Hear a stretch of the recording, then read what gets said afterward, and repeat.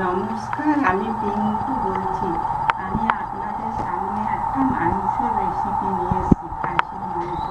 আপনারা শুরু থেকে নিয়ে লাস্ট অবধি দেখতে থাকবেন। আগে আমি আলুটা ভেজে নিচ্ছি। এবার দেখুন, আমি আলুটা ছেড়ে দিই।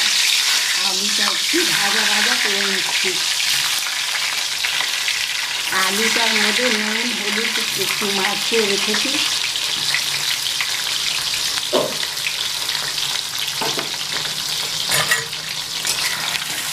আলুটা একটু লাল করে ভেজে নিচ্ছি।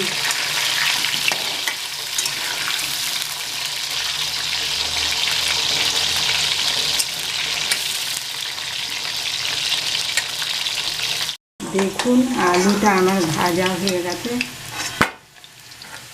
লাল করে ভেজে তুললাম আলুটা। এবার আমি এর মধ্যে পেঁয়াজ দেব।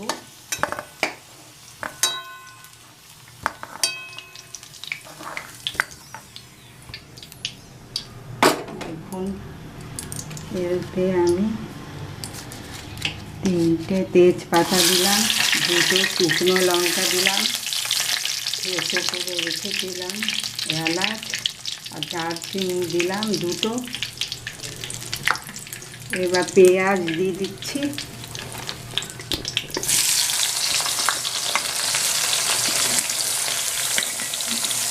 পেঁয়াজের সাথে দেখুন লাল কাঁচা লঙ্কা কয়েকটা দিয়ে দেবেন। এবার পেঁয়াজটা আমি ভাজা ভাজা করে নেব, ভালো করে লাল করে একটু ভাজা করে নিয়ে তারপরে এবার মাংসটা নেড়ে দেবো। পেঁয়াজটা বাদামি কালারের ভেজে নিয়েছি। এবার আমি এই মাংসটা দিয়ে দিব। মাংসটা ম্যারিনেট করে রেখেছিলাম হলুদ, নুন আর সর্ষের তেল দিয়ে। এবার মাংসটা দেখুন এর মধ্যে দিয়ে দেব।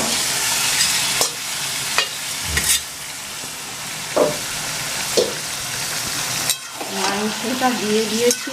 আর দেখুন, এটা পেস্ট করে রেখেছি আদা, কাঁচা লঙ্কা আর রসুন। এটা দিয়ে দিলাম।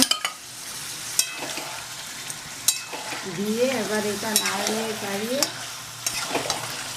এবার ঢাকনাটা দিয়ে একটু ঢাকনা চাপা দিয়ে দিচ্ছি। ভালো করে কষিয়ে নেব। আর মাংসটা কষাতে কষাতে একটু চাপা দিয়ে দিলাম। আমি ঢাকনিটা খুলে নিলাম। আমার মাংস কষানো হয়ে এসছে। এবার আমি এতে মিট মশলা দিলাম, জিরে গুঁড়ো, কাশ্মীরি লঙ্কার গুঁড়ো, একটু দই পেস্ট করে রেখেছিলাম, দেখুন দই দিলাম।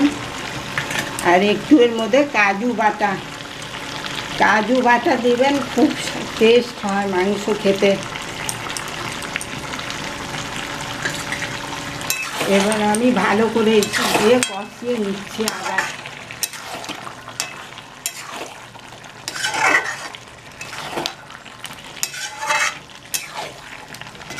এরকম করেই মাংস রান্না করে খাবেন, দেখবেন খুব ভালো লাগবে খেতে।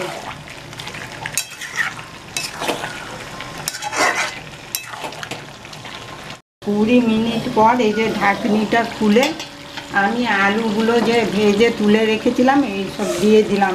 আলু দিয়ে আমি আবার আরেকবার ভালো করে নাড়িয়ে নিচ্ছি। নাড়িয়ে নিয়ে আমি একটু পরে মাংসতে আবার জল দেব।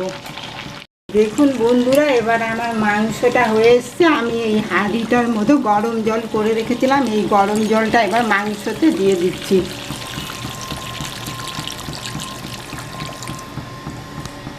দিয়ে দিলাম এবার মাংসটা। আবার ঢাকনি আমি